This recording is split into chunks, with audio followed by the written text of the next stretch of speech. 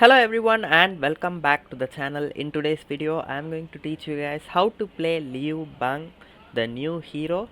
He is one of my favorite heroes from AoV. It's Zenial and it's pretty much the same except for a few differences, and I don't know how strong Zenial is right now, but this hero is actually slightly better than Zenial in my opinion. His abilities are stronger than Zenial and he is a tank, so he can be played in the clash lane and he can also be played as a support. As a clash laner you can have a very powerful split pusher in this hero. He is just like Sanchi and Neza, but he's even better than those because Neza targets the enemies, but this hero can teleport to their teammate immediately after he uses the ability. So I would say this hero is the best split pusher right now, who can also go back and join the team fights. So if you are someone who plays clash lane or if you are someone who plays support, this is a very good hero for you to learn. And yeah, that's just what I wanted to talk about the hero in general. And now let's get right into his abilities and all the nuances of the hero. Alright, so the abilities of this hero are pretty simple. The first ability gives you a shield, so as soon as you click the ability you will get this shield, and for the next 5 seconds you'll have the shield active, and at the end of the 5 seconds the shield will explode and deal magic damage to enemies. The thing to note about this hero is that all his abilities deal magic damage, but his auto attacks deal physical damage. So this is a special ability, so that deals magic damage, but his normal auto attacks, they just deal physical damage. And yeah, so that is something that you should know about this hero. His passive, first ability, second ability and third ability deal magic damage, and his auto attacks deal physical damage. So overall he is a magic damage based hero. He is not really going to deal any physical damage at all. Even his enhanced auto attack deals magic damage. Okay, so that doesn't mean you can build him like a mage. You can build him like a mage, but it won't be effective because all of his abilities are going to scale better if you build him as a tank, and if you build him as a mage you're just going to limit how strong he is going to be. So coming back to the first ability, as soon as you turn it on you will be able to press the ability once again to detonate the shield yourself, right? So if you want to you can do that. So let's turn off the cooldown. So right now I have the shield, and if I press again it will detonate and deal the damage, but if the shield is broken there will be an explosion, but the damage will only be half. So right now you can see the damage that we deal is 700, right? But if I, it's just 350. So the damage, if the shield is broken, it will be half. So even though you don't click it again and explode it, even if it automatically explodes, it will deal 50% of the damage. Okay, so that's the first ability. The higher your HP is, the better your shield will be. So this is why I said the magic build won't work.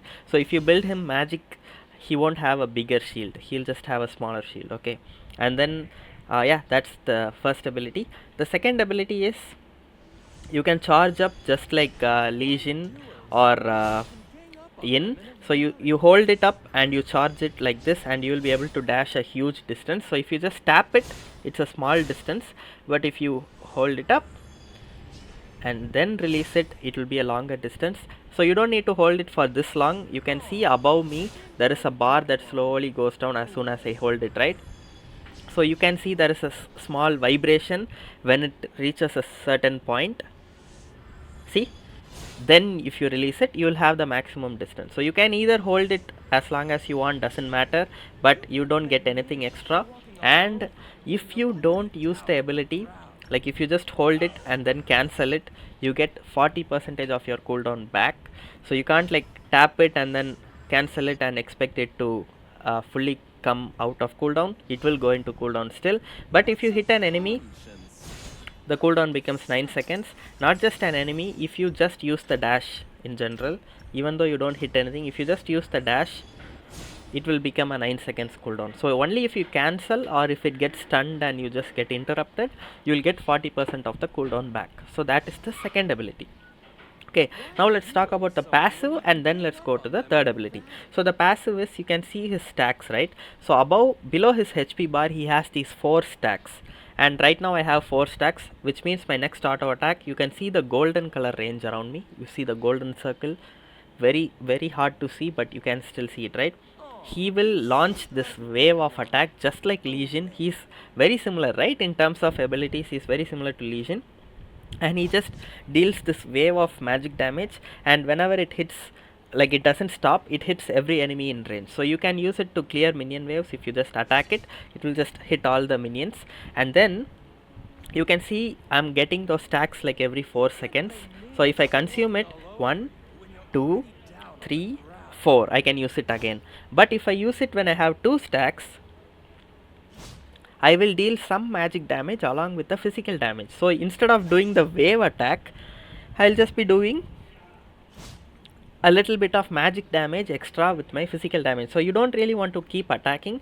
So you attack, you just wait around, and then you wait for your passive to come back, and then you can attack. So in this way, if you are playing in the clash lane, you can poke your enemy with this slowly, just using the ranged attack. Once you have 4 stacks, it will become a ranged attack. Otherwise, he's just a melee hero. You have to go close and attack the enemy. So if you keep attacking, you will not get any stacks. You will get 1 stack, but you will immediately consume it. So you have to not attack for 4 seconds to get the passive up, so you can send the enhanced attack. So that's pretty much about the passive. Yep, that's the passive. Now the third ability, it's a bit complicated, but let's get right into it. So the third ability is probably the most interesting ability about this hero. So we need an ally puppet for that. So this is our ally, and I can teleport from wherever I want. I can teleport to that ally. He doesn't have a range limiter. So even if I'm like across the map, even if I'm at the altar, so Neza has a range limiter, right?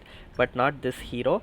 He can just choose that teammate and he will just teleport on top of that teammate, which is the coolest part about his abilities in my opinion. Now what you can do is pay attention to what is happening to us when I use the alt, okay? So we'll go closer to him. So what he'll be doing is he'll be like sending some blessing. He'll just be standing there, he won't move, and if you stun him, the ability will cancel. So he'll be just be standing, sending some blessings, and that blessings will be converted into a shield, and that teammate will be getting that shield. So watch this. I can give that shield for 2.2 seconds. So I'll just be standing here. Look at this. He's just like some aura is just emitting from him. So watch this. So 2.2 seconds is the time that he takes to do that teleport on top of the teammate, okay? So if you want to keep giving shield for your ally, you can let it like let it go for the 2 seconds, or you can also speed it up. So watch what happens.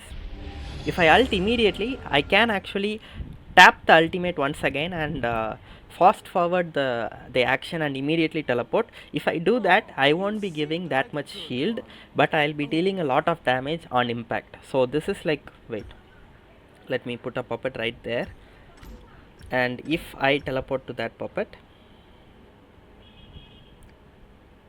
oh, it's an enemy. Okay, ally puppet. Okay, now I can teleport.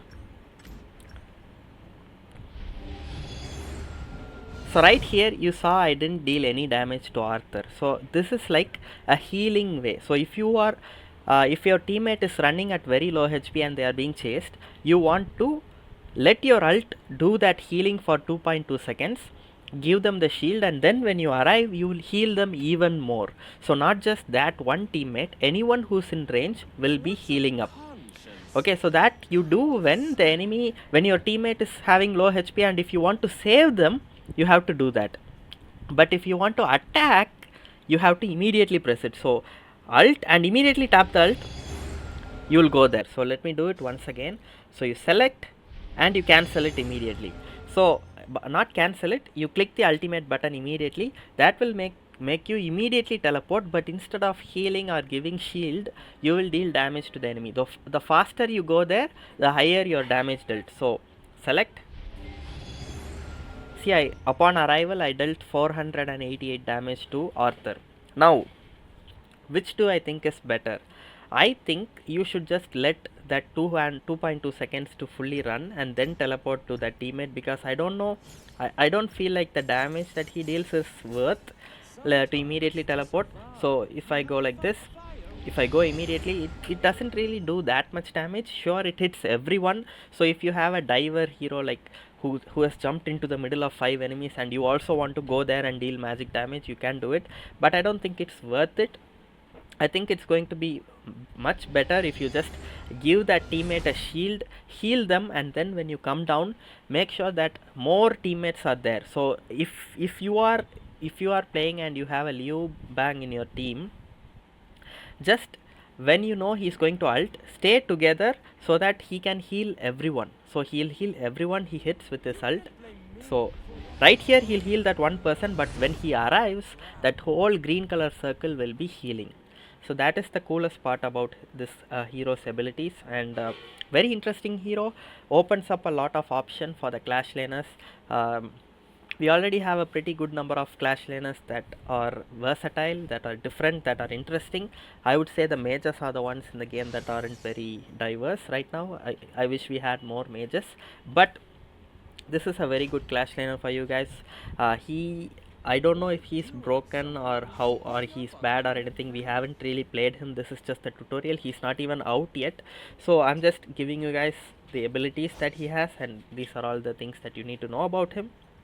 And hopefully when you play with this hero, this guide was useful for you.